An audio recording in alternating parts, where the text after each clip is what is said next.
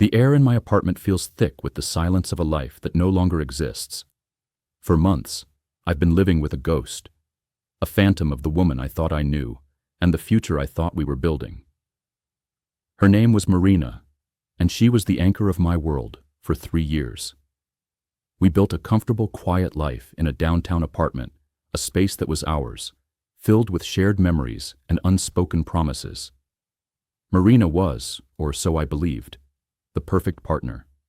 Beautiful, ambitious, and with a smile that could dissolve the stress of a long day. She was a marketing consultant who traveled frequently, flying off to different cities for days at a time. Her calls were a constant comfort, filled with stories of mundane work events and the longing to be back in my arms. I trusted her implicitly. Why wouldn't I? She was an open book, or so I thought. Last October, I decided to propose. I'd been saving for months, dreaming of the perfect ring and the perfect moment to ask her to be my wife. I'd seen the hints she was dropping, the casual mentions of marriage and the future, the way her eyes lit up when she spoke about her sister's wedding. It all felt like a beautiful, inevitable path we were on together. While she was away on one of her trips, I decided to surprise her by redecorating our bedroom. I was moving her things to make way for new curtains when I found it. A garment bag I'd never seen before, tucked away behind her winter coats. A wedding dress. My heart did a panicked backflip. Was this her surprise for me? Was she expecting me to propose? The rush of panic was quickly overshadowed by a surge of excitement, and I had to see it.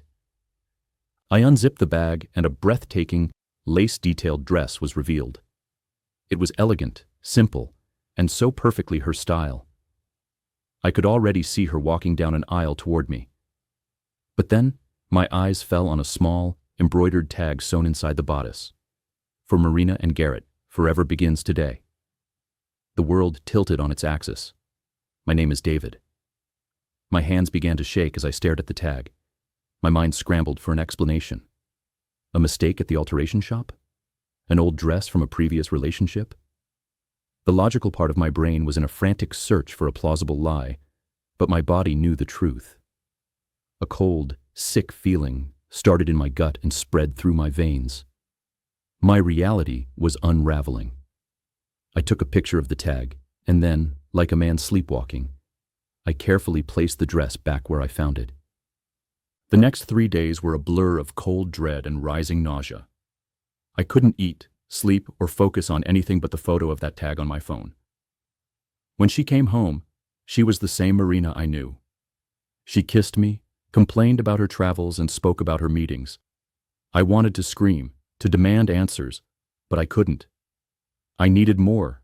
I needed to know the full scope of the lie. I began paying attention differently, with a keen and terrible focus. Her work trips, the ones she said were for conferences, didn't exist online. The hotel rooms she sent pictures of were stock photos from hotel websites. Her phone, once a casual object, was now her constant companion, taken with her to every room. Her long, business trips always seemed to fall on weekends, which made no sense for a marketing consultant. But the most damning evidence was her behavior. She seemed distracted, as though she was simply going through the motions of being my girlfriend, her mind miles away with someone else. 2 weeks after finding the dress, I hired a private investigator. I had to know the truth. The photos and report he returned a week later were a blunt force trauma to my heart. Marina, in another city, holding hands with a tall, dark-haired man. Marina kissing him.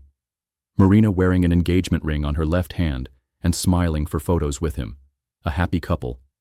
The report confirmed it all. His name was Garrett Morrison. They had been together for 2 years. They were engaged and owned a house together. She was living 2 complete and separate lives. I sat in my car outside our apartment building for an hour, the report burning a hole in my lap. I was numb, but a single, maddening question spun in my mind. What was I? If she was engaged to Garrett, if they owned a house together, what was I to her? A convenient alibi? A backup plan? The shame and confusion were unbearable.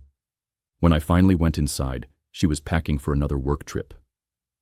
"Where to this time?" I asked, my voice a hollow echo of my former self. "Chicago," she replied without hesitation, a city where the investigator confirmed Garrett lived. I took a deep breath. "When's the wedding?"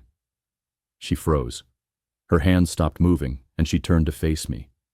The mask of my girlfriend finally slipped, revealing a stranger consumed by fear.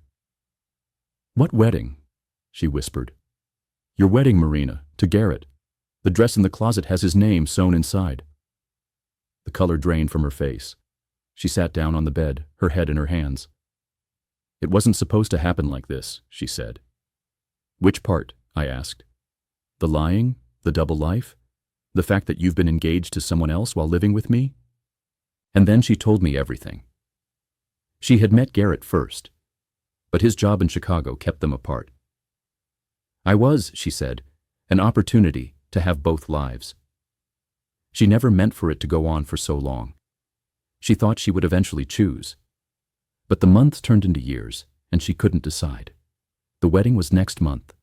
She was going to marry him, and she was still here, still pretending to build a life with me. "Did he know about me?" I asked. She shook her head. He thought she traveled for work too. He thought she was in meetings when she was here with me. I wasn't just a victim of her betrayal. I was an unwitting accomplice in her betrayal of someone else. I felt an emptiness so profound it was physical. Everything that had made me who I was had been hollowed out. "I need you to leave," I said quietly. "David, please, let me explain." "There's nothing to explain. You made your choice. You made it every day for 3 years." She left that night. She took her things, her ghost, and her wedding dress, leaving behind a profound and agonizing emptiness. The wedding happened. I know because I looked it up online afterward. She looked radiant in that dress, the one I had found in our closet, marrying another man. It's been 6 months. I still live in this apartment, but I've changed everything I can. New paint on the walls, new furniture, anything to try to erase the ghost of a relationship that I'm not sure was ever real. The hardest part isn't the betrayal, though that wound is deep. It's not even the lies, though I'll never know the full extent of them. The hardest part is the unsettling question that echoes in the silence. If someone can live 2 completely separate lives, if they can lie so convincingly and so seamlessly, how do I ever trust anyone again? How do I ever believe that what I am seeing and feeling is real? I'm focused on rebuilding myself now, on learning to trust my own instincts again. This experience taught me that some people are capable of a deception so elaborate it becomes a kind of twisted art form. Sometimes, the person you think you know best is just a perfect stranger.